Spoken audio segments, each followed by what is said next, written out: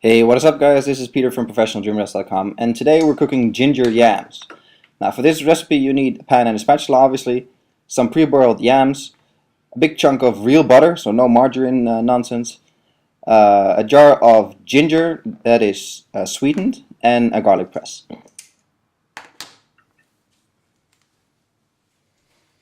Now we're going to obviously start by preheating the pan. Now these yams you see have been pre-boiled, so I've just cut them up into little blocks and boiled them for about, I don't know, 5 to 10 minutes, so they're nice and soft. It makes them a lot easier to fry. Obviously you can make them as soft or as hard as you want. If you make them really soft you end up with sort of mashed potatoes, and if you make them a bit harder then they're a bit more crunchy and a bit more hard to eat. Now once the butter is melted, you put a big chunk of butter in the pan, wait till it's all nice and liquid, and then you can start frying. Now I've used unsalted real butter here. As you can see later I'll add some salt to the dish, but if you want to use salted butter then that's fine too, of course. It just depends on your personal taste.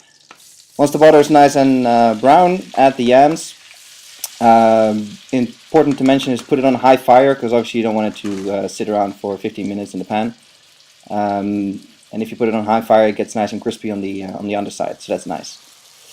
Once it's all nice and up and running, get your ginger out. Like I said, this is pre-sweetened ginger in sort of a syrup, because if you take raw ginger, that's actually not very nice to eat, I find. And with this you get the real ginger taste, but without this sort of sharp edge that raw ginger has. As you can see, I'm using a garlic press. It's just easier. If you want to cut it up, I guess that's fine as well. But that's up to you. I'm using about 3 balls of ginger here. As you can see, I'm scraping it off a little bit, just like you would with garlic. If you really like ginger, you can use 4 or 5 balls as well, I guess. If you don't want it to be such a dominant taste, then you can use 1 or 2 balls.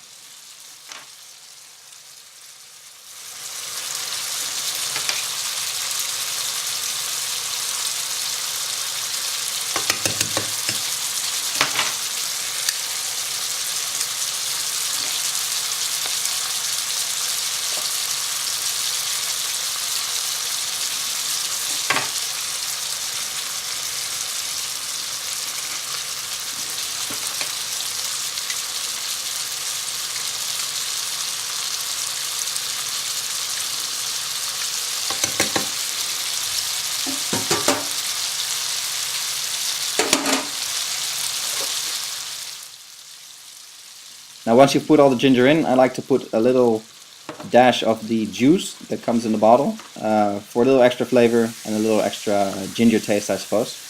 It also makes the potatoes a bit more soggy, because I like them almost like mashed potatoes, but not just quite. So this makes them again a little bit more soggy and a bit more towards the mashed potato end.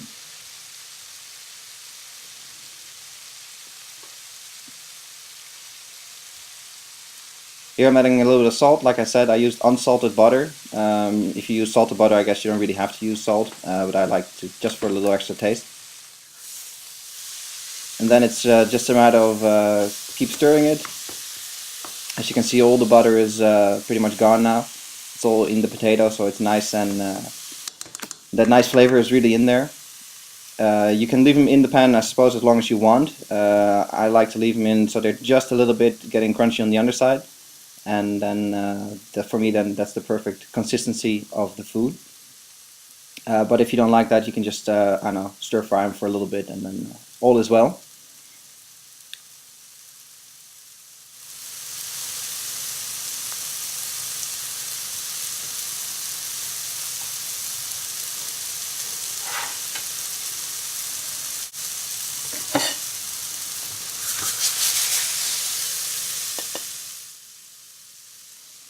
As you can see, it's done, so it's just a matter of putting it on a plate and serving it, I suppose.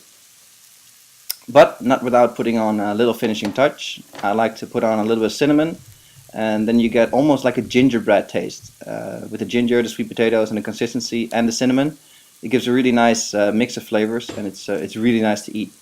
This serves pretty well with some sort of plain tasting vegetables like broccoli, maybe some string beans or some peas. and maybe some chicken or like a white fish. Enjoy!